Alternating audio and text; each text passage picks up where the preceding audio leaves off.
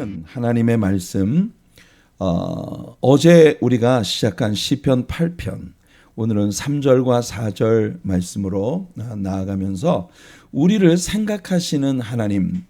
네, 어제 우리들의 말씀의 제목은 우리를 지으신 하나님이었습니다. 우리의 창조주로서 우리를 지으신 하나님, 그것이 어제 우리들의 주제였고요. 오늘은 3절과 4절 말씀을 본문으로 해서 우리를 생각하시는 하나님, 우리가 함께 말씀으로 들어갑니다. 본문을 읽을게요. 주의 손가락으로 만드신 주의 하늘과 주께서 베풀어 두신 달과 별들을 내가 보오니 사람이 무엇이기에 Who am I that you are mindful of me?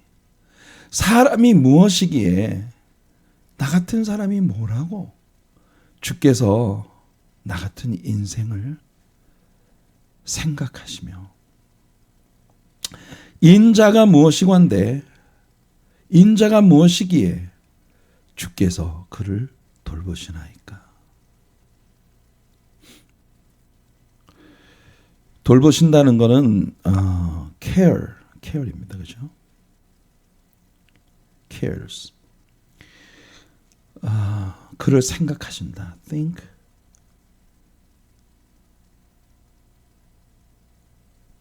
of. 사람이 무엇이기에 주께서 그를 생각하시며 인자가 무엇이기에 주께서 그를 돌보시나이까. 자, 우리는 어제 시편 8편의 뚜껑을 열면서 하늘에서 우리 하나님이 존귀와 영광을 받으시는 것은 너무 당연한 일이라는 거죠. 왜냐하면 하늘의 세계에는 하나님의 보좌가 직접적으로 있고, 그리고 하나님의 보좌를 둘러싼 그룹 천사들이 있고, 천군 천사의 큰 무리들이 있고, 하늘의 하나님의 보좌 앞에서 하나님을 부정할 존재는 그 누구도 없을 테니까 하늘에서 하나님의 영광을 거두시는 것은 너무나 당연한데, 그런데 하늘에서와 같이 땅에서도, 땅이라고 하는 세상은 타락한 세상이고 땅을 지배하고 있는 자가 마귀이고 사탄입니다. 그 사탄의 지배 아래에 있는 인간이 아주 처절하게 망가뜨려 버린 것이 오늘의 이 땅의 세계라고 하는 것을 생각해 볼 때에 이런 세계에서도 여전히 하나님의 영광을, 당신의 영광을 나타내시는 하나님이시라는 것이 오늘 시편 8편에서 다윗이 우리들에게 얘기하는 아주 중요한 부분이에요. 어떻게 망가져버리고 깨어져버리고 거의 회복이 불가능해 보이는 이런 사탄이 지배하고 사탄의 지배를 받는 인생들에 의해서 아주 처절하게 깨어지고 망가져버린 이 세상에서도 여전히 우리 하나님께서 그의 영광을 높이 들리실 수가 있는가. 그 열쇠가 바로 예수 그리스도시라는 걸 어제 우리가 함께 나누었습니다. 그리고 이 시편 8편은 바로 우리의 메시아로 이 땅에 오셔서 이 땅에 타락한 세계에 있는 우리 인생들로 하여금 하나님 아버지의 이름에 큰 영광을 올려드리도록 만드는 그런 역사를 가져오는 열쇠가 되셨다는 것이 시편 8편의 주제입니다. 그래서 우리는 이 시가 The Messianic Psalm, 메시아 예언시라고 일컬어지는 그런 시들 중 하나다 얘기했어요. 시편 2편이 메시아 예언시였죠. 시편 8편, 시편 16편, 시편 40편, 22편, 40편. 우리가 시편을 계속 공부해 나가면서 메시아 예언시들을 우리가 다루게 됩니다. 자, 이 시는요, 인간을 향한, 사람을 향한 하나님의 사랑을 너무나도 잘 표현하고 있는 그런 다윗의 시입니다. 여러분, 흥미롭지 않아요? 다윗은 왜, 여기 보세요. 주의 손가락으로 만드신 주의 하늘과, 정말 너무나 멋지고 광활한 하늘을 이야기했어요. 주께서 베풀어 두신 달과 별들. 뭐 하나 미싱되지 않았습니까? 왜 다윗은 해에 대해서는 얘기를 하지 않았을까요? 해는 낮을 주관하는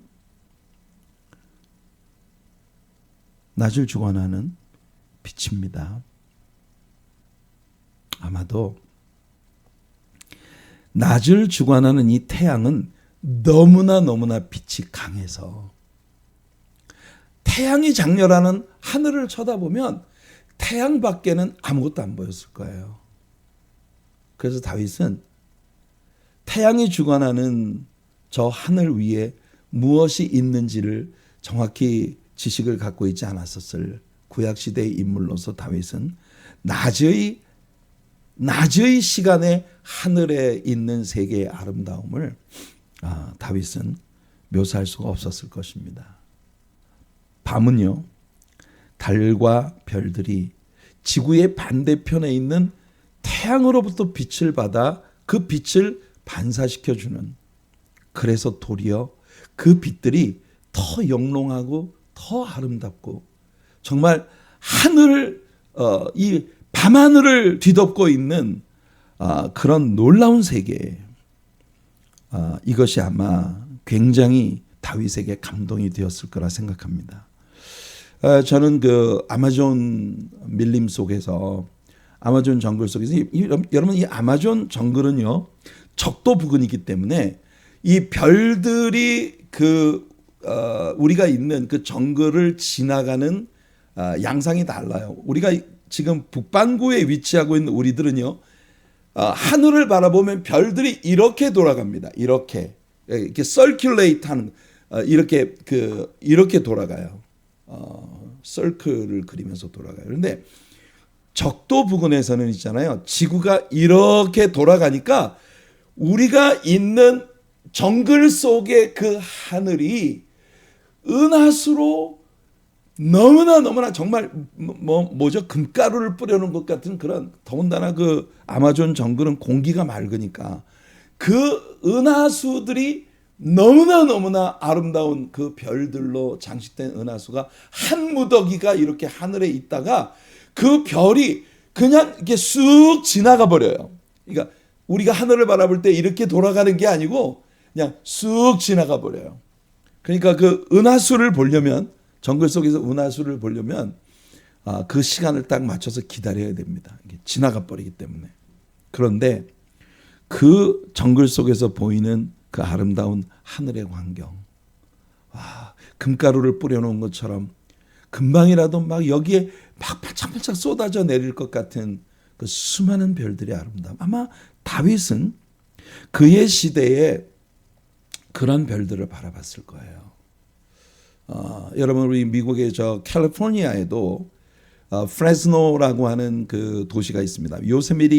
요세미티 내셔널 파크를 향해서 캘리포니아에서 올라가다 보면 프레스노라고 하는 중간 도시가 있어요. 거기서 잠깐 하룻밤을 묵어서 그 다음날 아침에 이제 요세미티로 또 다시 출발을 보통 하게 되는데, 그 프레스노의 새벽 하늘, 저는요 그 감동을 잊지 못해요.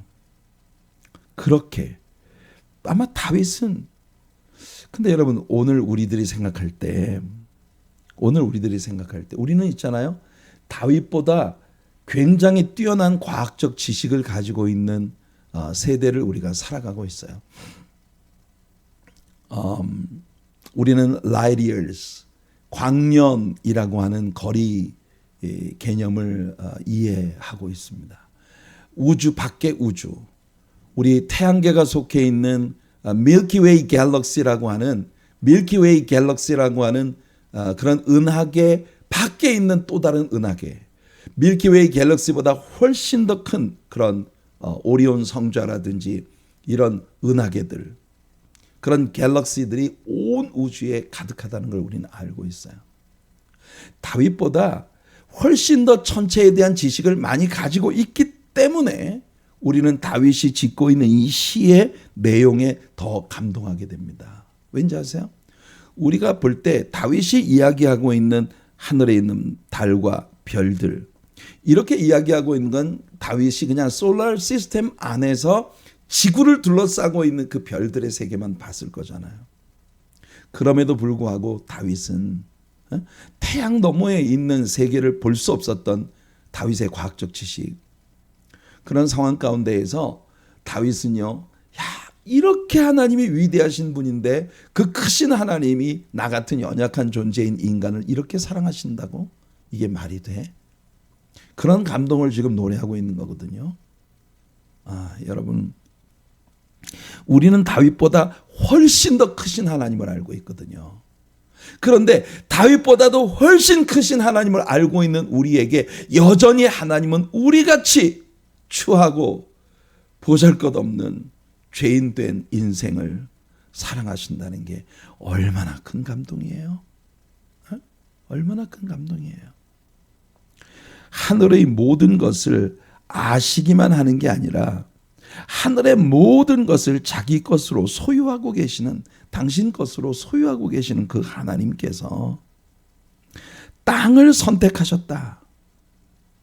이건 정말 너무나 큰 사랑은, 하나님이 우리들에게 보여주신 너무나 큰 사랑을 우리들에게 느끼게 하는 겁니다. 시편 24편 1절을 보세요. 땅과 거기 충만한 것과, 땅과 거기에 충만한 것과 세계와, 여기서 다윗이 말하는 세계는요, 유니버스예요. 모든 우주, 그 가운데에 사는 자들은 다 여호와의 것이로다. 보세요. 땅과 거기에 충만한 것뿐만 아니라 우주의 모든 정말 홀 유니버스가 다 주님의 것인데, 그렇게 크신 하나님이, 자 보십시오. 다윗은 오늘의 시 가운데 우리들의 본문에서요, 땅과 인간의 관계를 아주 절묘하게 묘사하는 그런 월드 플레이를 하고 있습니다.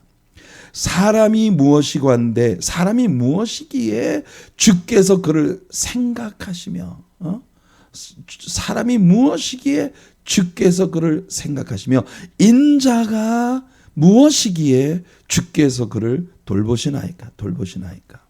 자, 사람이 뭡니까?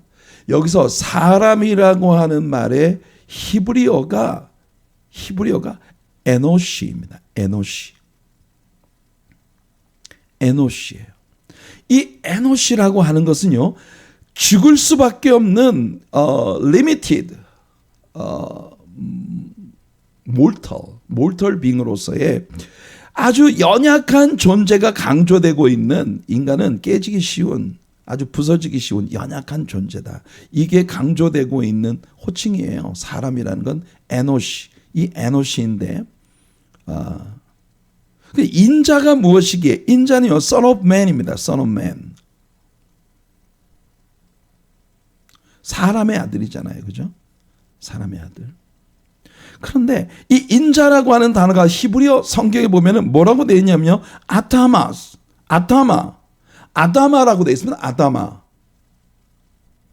아다마라고 하는 건요, 땅, 토지 혹은 even dust, 먼지, 이걸 뜻하는 말이에요. 아다마. 이걸 보면 인자라고 하는 말이 아담. 여러분, 아담이 뭐예요? 하나님이 지으신 첫 번째 남자의 이름이 아담 아닙니까?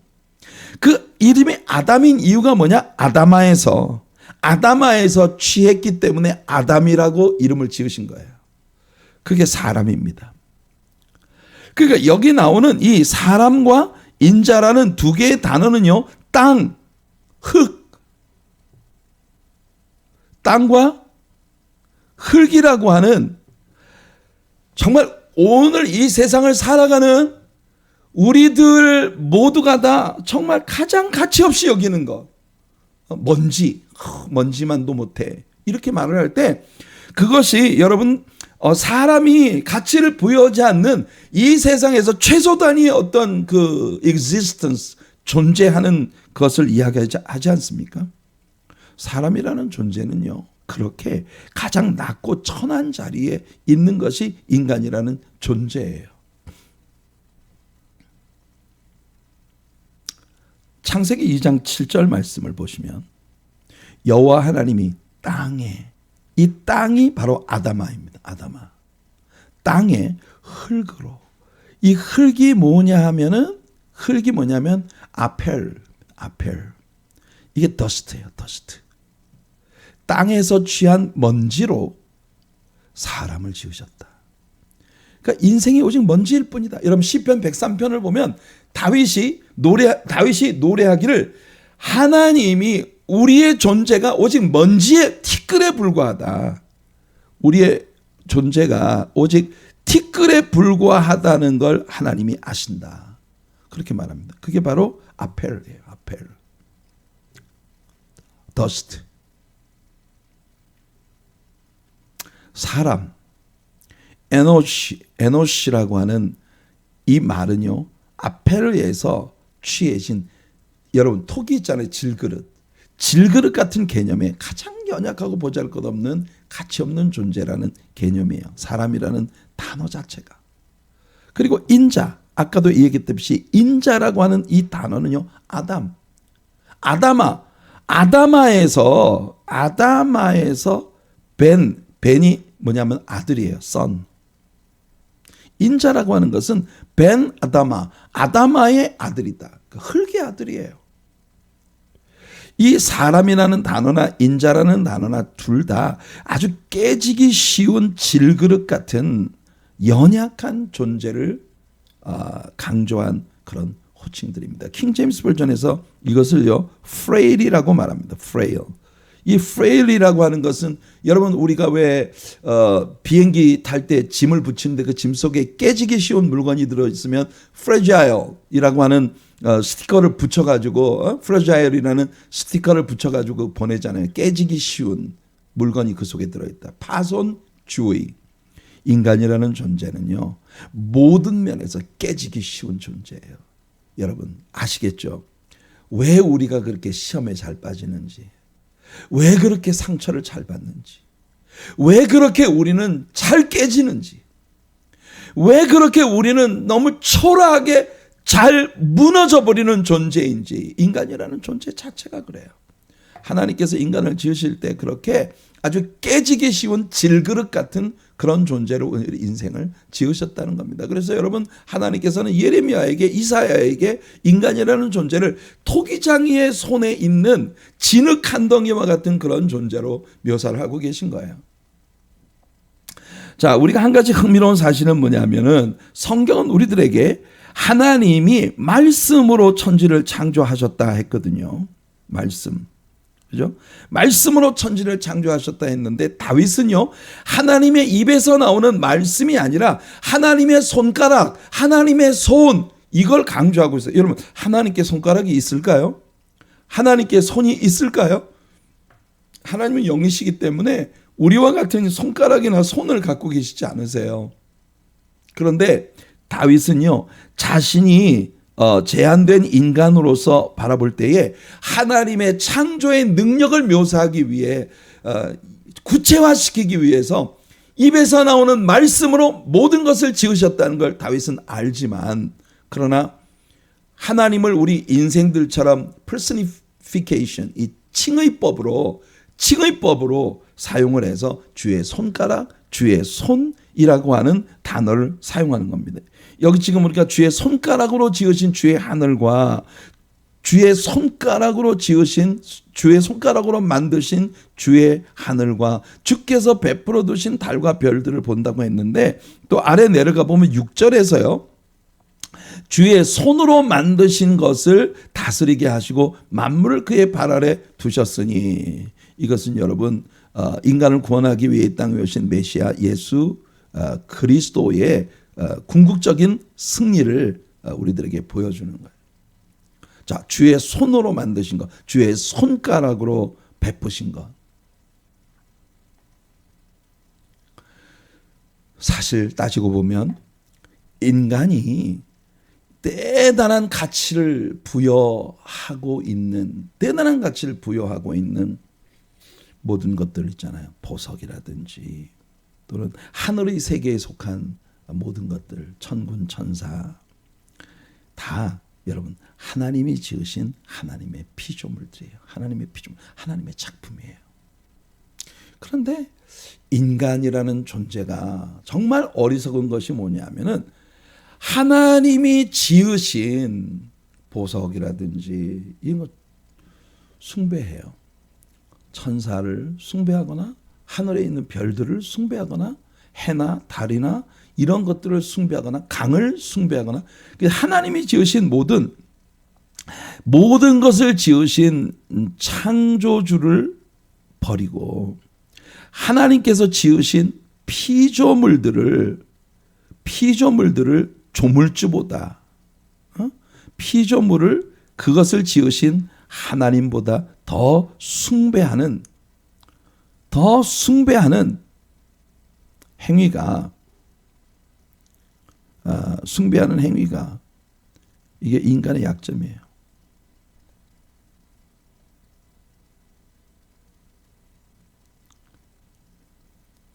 숭배하는.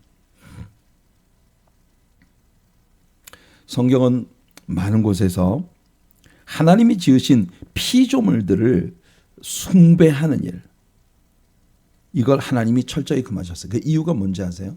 하나님이 지으신 모든 작품들이 사실은 다 인생을 위해서 지으신 하나님의 사람에게 주신 선물이에요.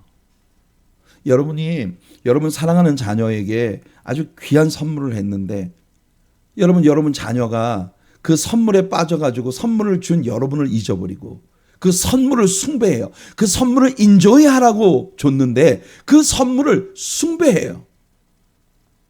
어떻겠어요, 여러분들의 마음이? 하나님은 인생들에 대해 그런 마음을 갖고 계신 거예요. 보세요. 너를 위해 새긴 우상을 카본 이미지, 새긴 우상을 만들지 말고, 또 위로부터 하늘에 있는 것이나, 하늘에 있는 게 뭐예요? 천군 천사들이라든지 하늘의 해와 달과 별들이라든지 행성들, 아래로 땅에 있는 것, 심지어 새나 동물이나 땅속에 기어다니는 벌레까지, 땅 아래 물속에 있는 것에 어떤 형상도 만들지 말아라. 숭배의 목적으로 아이돌, 이 우상을 만들지 말라. 그것들에게 절하지 말며 그것들을 섬기지 말라. 다 나 내 하나님 여호와는 질투하는 하나님인즉 나를 미워하는 자의 죄를 갚되 아버지로부터 아들에게로 3, 4대까지 이르게 하거니와 나를 사랑하고 내 계명을 지키는 자에게는 1000대까지 은혜를 베푸느니라. 얼마나 쉬워요. 하나님이 지으신 피조물이 아닌 하나님을 예배하는 자에게 1000대까지 복을 주신다잖아요. 하나님이 지으신 모든 피조물들이 다 인간에게 주신 하나님의 선물이라니까요.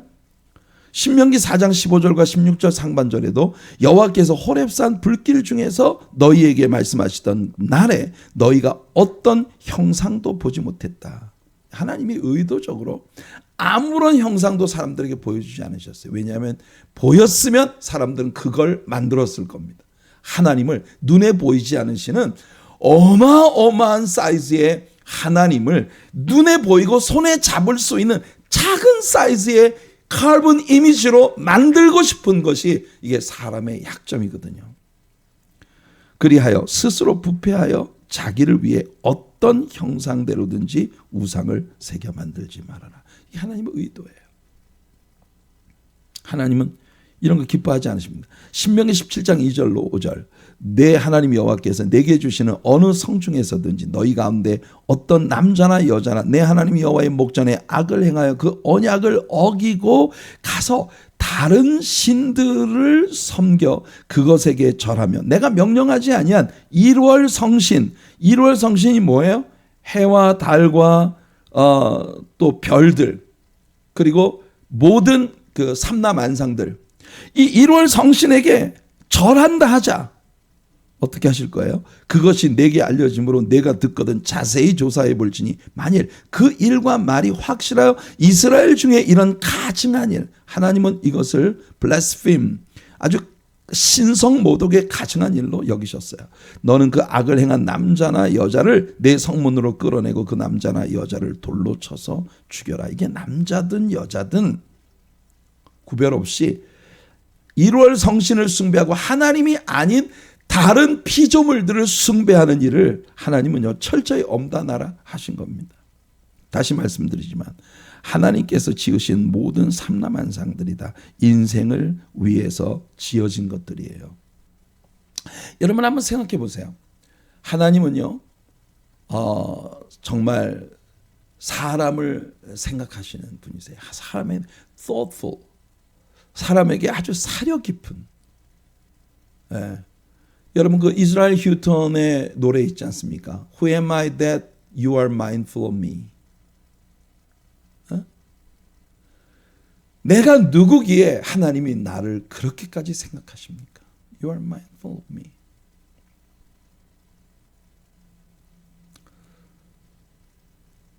Is it true that you are thinking of me? 주님이 나를 생각하시고 권고하신다는 게 그게 진짜입니까? 그게 있을 수 있는 일이에요. 여러분 생각해 보세요. 하나님께서 아담과 하와를 지으시기 전에 모든 것들을 다 지으셨어요. 이유가 뭡니까? 아담과 하와를 위해 그것들이 존재하기 때문이에요. 그래서 아담과 하와가 눈을 뜨고 보니까 자신들을 위해서 필요한 게 이미 다 예비되어 있었단 말이에요. 얼마나 멋진 일입니까? 하나님께서 사람을 지으시고 사람이 깨어나고 난 다음에 부랴부랴 사람을 위해서 뭘 이것저것 허둥지둥하며 지으신 분이 아니에요. 하나님은요 이 우주의 모든 것들을 인간이 태어나기 전에, 여러분 그거 있잖아요. 왜 어떤 그 스페셜 이벤트가 있을 때 그 이벤트의 제일 주인공이 맨 나중에 나오잖아요. 모든 뭐 앞에 있는 피에로들이나 뭐 엑스트라들이 이런저런 분위기를 다 띄워놓고 나면 정말 박수, 갈채와 모든 것이 최고의 영광이 다다랐을 때 주인공이 쫙 등장하는 거 아닙니까? 하나님께서 인간을 그렇게 취급하셨다니까요. 사람이 무엇이기에 주께서를 생각하시는가? 오늘 본문에서 사람이 뭔데 주께서 그를 생각하시고 인자가 뭔데 다시 에노시, 깨지기 쉬운 질그릇 같은 아주 낮고 천한 존재인 인간, 아다마에서 취해진 티끌에 불과한 존재. 근데 도대체 그런 존재가 무엇이라고 하나님께서 이렇게까지 배려하시고 사랑하시고 아끼시는 것인가? 성경은요 많은 곳에서 하나님이 사람을 생각하셨다는 말씀이 나옵니다. 한번 보세요. 창세기 8장 1절 노아의 홍수가 있었어요. 대홍수가 있고 방주 안에 노아의 8식구와 하나님이 들어가라 하신 모든 동물들이 있어요. 근데 하나님이 만일 홍수가 끝나고 난 다음에 배 안에 있는 노아와 배 안에 있는 그 모든 동물들을 하나님이 깜빡 까먹으셨다. 이거 하면 상상이 됩니까? 여러분 그 속에서 다 죽었을 거예요. 하나님이 노아와 그와 함께 방주에 있는 모든 들짐승과 가축을 기억하셨다. Remember. 하나님께서 여러분 He remembers you. 하나님이 여러분을 기억하고 계십니다. 잊지 않으세요. 한시도 잊지 않으세요. 여러분이 어떤 존재이든지 여러분 어떤 상황에 있든지 하나님이 여러분을 항상 기억하세요. 하나님의 마음속에 최고의 프라이어리티가 여러분에게 있으시다는 한번 생각해 보세요. 창세기 19장 29절 하나님이 그 지역의 성을 멸하실 때 소돔과 고모라를 멸망시키실 때 롯이 거주하는 성을 엎으실 그때에 하나님이 아브라함을 생각하사. 아브라함을 생각하셨어요. He thinks of Abraham. 하나님이 아브라함을 생각하셨어요. 저 롯이 소돔과 고모라에서 유황불에 그 죄악된 백성들과 함께 죽으면 내 사랑하는 아브라함이 얼마나 상심을 할까? He cares. He cares for us. 여러분, 그는 우리를 깊이 생각하시는 분이십니다. 얼마나 놀라운 일이에요, 여러분. 창세기 30장 22절을 보면 하나님이 라헬을 생각하신지라. 저는요 이 구절을 생각할 때 진짜 기가 막혀 너무 놀랐어요. 하나님이 라헬을 생각하신지라. 하나님이 그의 소원을 들으시고 그의 태를 여셨다. 여러분 저는 이 구절을 어젯밤에 여러분과 함께 나누기 위해서 이 구절을 딱 묵상할 때요. 딱 내 마음속에 들어온 생각이 이거였어요. 별걸 다 챙겨주시는 하나님이시구나. 여러분 지금 이 라헬이라고 하는 여자를 하나님이 불쌍히 여기셨다. 생각하셨다. 이 장면이 지금 뭔지 아세요? 야곱의 와이프 레아와 라헬이 지금 서로 애 낳기 시합을 하고 있어요. 야곱한테 애정을 받아보려고 두 와이프가 심지어 자기의 몸종까지 자기 남편에게 들여보내면서 애 낳기 경쟁을 하고 있는 이런 상황이에요. 이런 상황에서 아이를 낳지 못하는 것 때문에 많이 슬퍼하던 이 라헬을 하나님이 생각하셨다. 진짜잖아요. 별걸 다 챙겨주시는 하나님 아니겠습니까?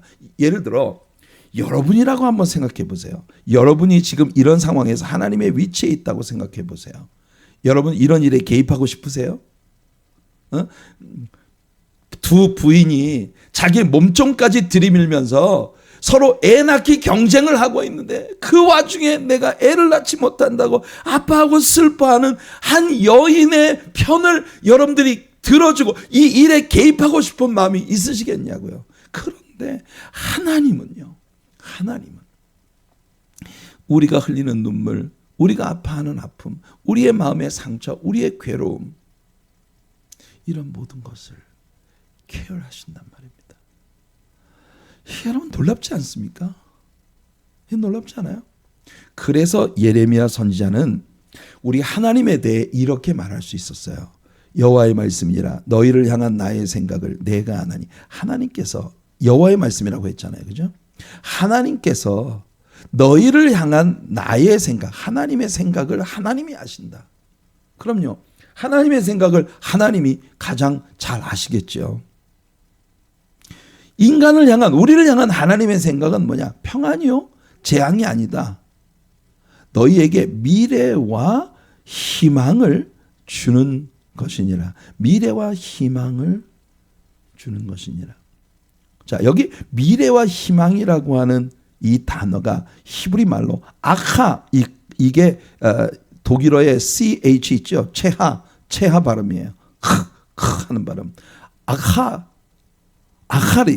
아카리트라고 하는 아카리트 그리고 티크와 이 와는 WA 이 와 W라고 하는 스펠링이 여러분 원래는 우리가 아, 이, 우, 에, 오 그 모음이잖아요. 그죠? 모음.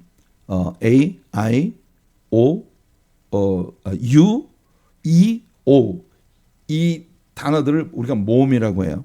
W는요. 보통 우 발음이 나잖아요. 우. 그런데 W는 모음이 아니에요. 자음이에요. 모음이 아니고 자음이에요. 와 원래는 라틴어 계열의 언어들의 W는 전부 다 우 발음이 나는 V 발음이 나는 독일어도 W가 V BMW라고 하잖아요. 자동차 BMW 그러니까 자음이에요. 바로 그런 말입니다. 틱와 아카리트 틱와 아카리트라고 하는 말은요. 맨 끝이란 the end 마지막이라는 뜻이에요. 티크바라고 하는 말은 기대할 만하다. expected.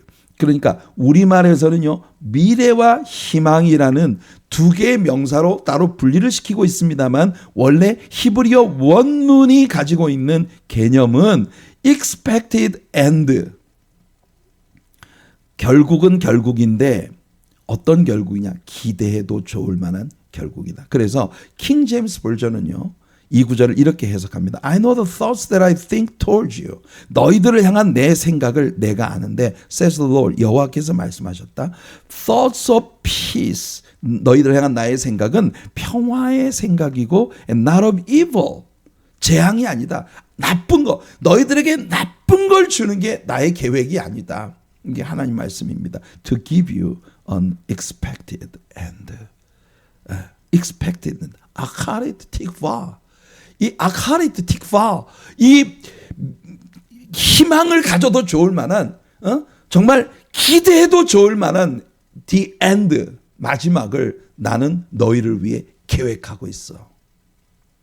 I know the thoughts that I think towards you. 너희를 향해서 내가 생각하고 있는 나의 생각을 내가 잘 알아. 성도 여러분, 하나님은 여러분에게 그런 분이십니다. 하나님은요, 여러분들의 삶에 지금 눈물 짓고 아파하고 괴로워하고 가슴 찢는 별별 일들이 여러분들에게 다 일어나고 있을지 몰라도 여러분을 향한 하나님의 계획은 여러분들이 기대해도 좋을 만한 종국을 하나님이 디자인하고 계시다는 겁니다. 오늘 이 시 3절과 4절 두 구절을 우리가 배웠어요. 얼마나 다윗의 깊은 이 시적인 그 능력이 얼마나 놀라운지, 하나님의 아름다운 사랑에 대해 이보다 더 잘 표현할 수 있을까요? 인간의 존재는요, 땅과 흙, 깨지기 쉬운 fragile, frail, 아주 유약하고 깨지기 쉬운 그런 그릇에 불과한데, 티끌에 불과한데, 먼지에 불과한데, 그런 인생을 다윗이 묘사한 거는 낮에 행성들에 대한 것도 없었어요. 오직 밤에, 왜냐하면 자기가 자기 눈으로 볼 수 있는 한계 안에 있는 것들만을 노래했는데도 하나님이 너무 크신 하나님이라고 했는데, 오늘 우리들은요, 그보다 훨씬 더 큰 걸 알고 있단 말이죠. 그러니 하나님은 정말 얼마나 크신 분입니까? 그런데 그렇게 크시고 그렇게 놀라운 사랑의 하나님께서 저와 여러분들을 이렇게까지 배려하시고 사랑해 주신다는 것, 여러분 뭐가 더 필요하세요? 뭐가 더 필요하세요? 이것이 시편 8편에서 다윗이 우리들에게 각인시켜주고자 하는 중요한 말씀인 것입니다. 자, 오늘의 적용 말씀이에요. 잠언서 19장 20절입니다. 너는 권고를 들으며 훈계를 받으라. 그리하면 네가 필경은 지혜롭게 되리라. 저는 오늘 이 시편 8편을 공부하면서 하나님의 말씀을 기록한 이 다윗이 가진 이 깊은 지혜가 대체 어디서 나온 것일까 생각해 보았습니다. 다윗은요, 성경을 진짜 죽도록 열심히 공부한 사람이에요. 왜냐하면 그의 시들 속에는요, 모세 오경의 모든 구절들이 절절히 담겨 있거든요. 성도 여러분, 하나님의 권고를 듣고 하나님의 훈계를 받으며 말씀 안으로 들어가세요. 다윗과 같은 지혜로, 도대체 나라는 인간이 뭔데 하나님이 이렇게까지 나를 사랑해 주시는가, 이 깊은 감동 가운데 날마다 더 깊이 빠져드는 저와 여러분, 우리 하나님의 사랑교회 모든 성도님들이 되시기를 예수님의 이름으로 축복해 드립니다.